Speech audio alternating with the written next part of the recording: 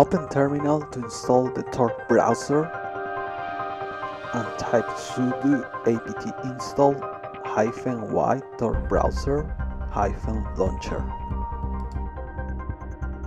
Then torbrowser-launcher. If you can afford a VPN, it will be even better. Now click connect to open the Tor browser. On Tor browser, let's type about :config and click I accept the risk. On search, type JavaScript and select JavaScript.enabled and change the value to false. On the address bar, type mail to tor.com.